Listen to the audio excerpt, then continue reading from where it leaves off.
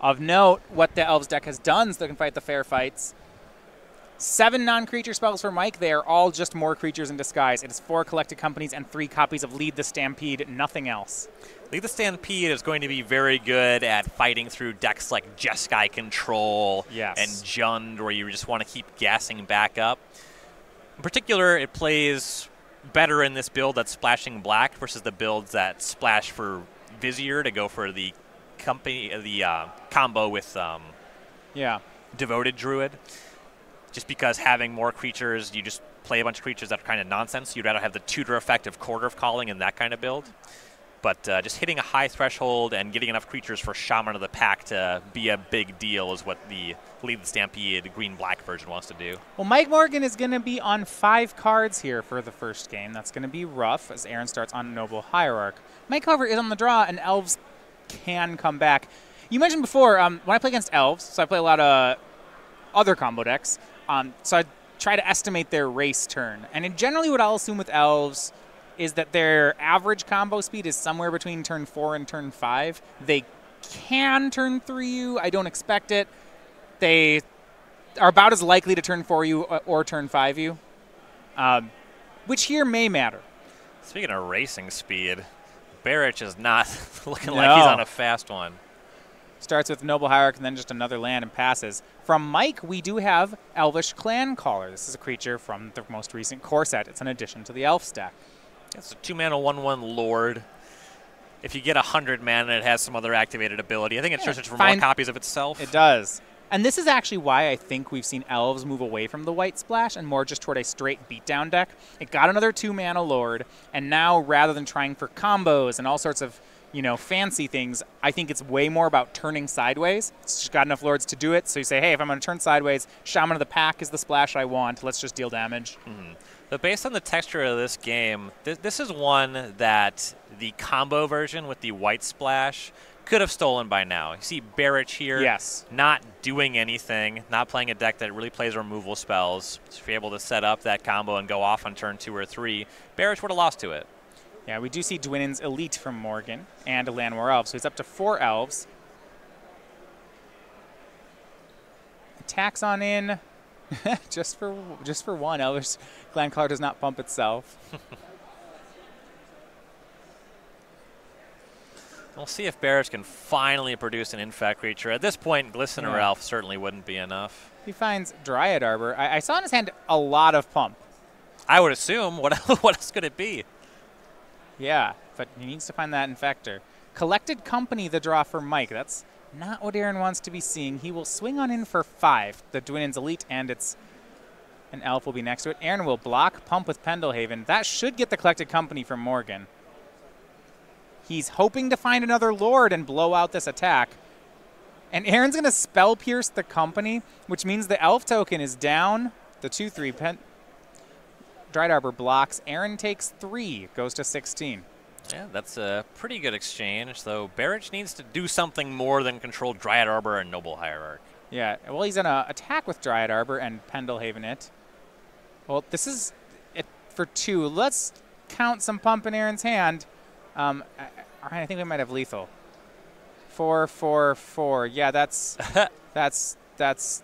16. He actually just had 16. Woo! I see. Ooh.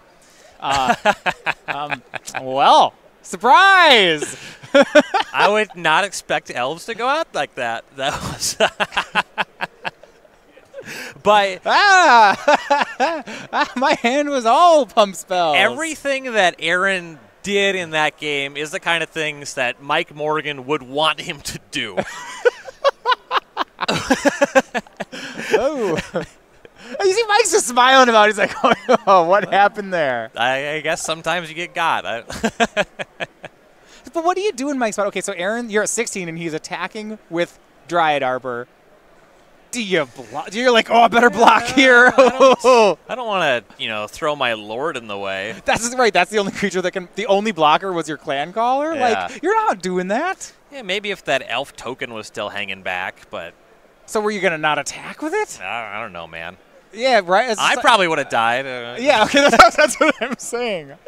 I was like, Well, Aaron Barrett showing the Infect. Yeah, no problem. and beat up on the ground too. Let's look at the sideboard as we go to our second game.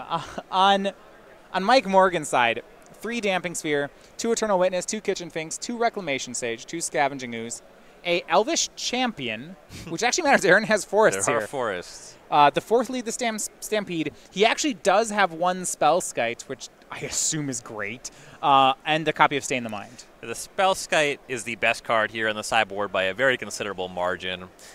Don't mind the Elvish Champion. It increases your racing speed and makes it so something like a Noble Hierarch chump blocking is not an option.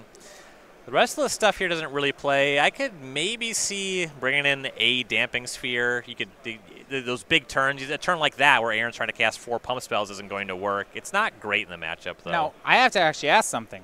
Elvish Champion gives all elves Forest Walk, right? Oh, Glistener Elf. How do you... Hold on. I guess you can only cast it on the turn when you have lethal. Yeah, I don't know if I...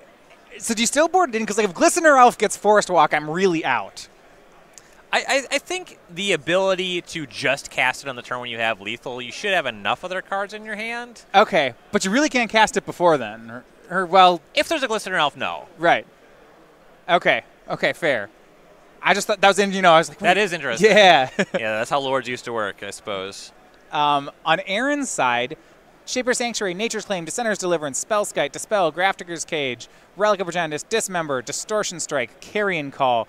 I'm going to assume Distortion Strike to push through. Is Grafdigger's Cage worth it? It's just company? It's fine. You maybe reach for it. Anything else? I'm not really seeing anything else I would go for. Maybe the Dismember, though Elves is more of a critical mass deck where you're just generally losing the same amount of life anyway. Yeah, you take 4 to remove an Elvish Champion, and you're just like, oh, now I saved myself 4. Yeah. Yeah, okay.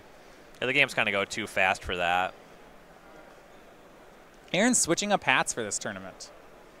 Still a ridiculous hat, but it's a different ridiculous hat. Yeah, it's brand adjacent.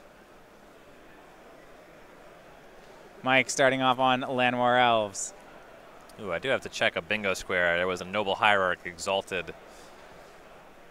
Some of that happening in this game. And Aaron going to have a Glistener Elf turn 1 here. Let's see, I got one. Match with an invitational winner. That'll be Aaron Barich. Our most recent invitational champion, in fact. Yeah. Doing it with Infect. That was a massacre. Probably the fastest invitational final ever. Now, that one Spellskite Mike has boarded in, interestingly, because we are now on this mono green, or like the way Elves has trended, he doesn't have any Chords of Calling, so it's just Lead the Stampede and Company to find it. Yeah, it is a little bit harder to come by, which does matter.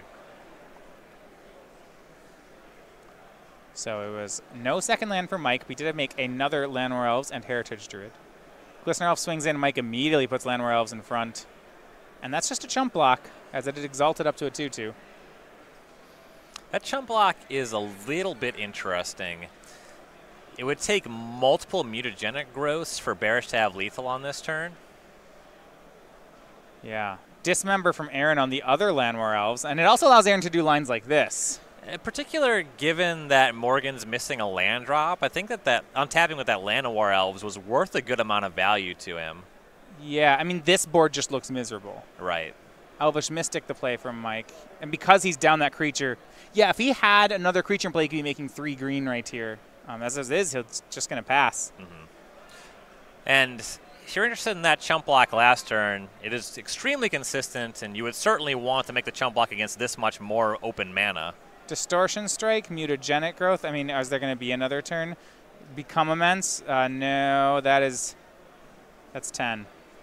That's 10. Aaron just shows him the hand. Infect's messed up. I suppose the Distortion Strike makes this all not very interesting anyway. Well, he had him on turn 3 anyway. I guess that block doesn't matter too much. Play however you want. I'm going to kill you. Aaron Barich showing off. 2-0. Just oof. A little bit shy of the Storm Count of 8 I need for my bingo card, but that'll give me a turn 3 win anyway. I'm going to check off player gets 10 poison counters. All right.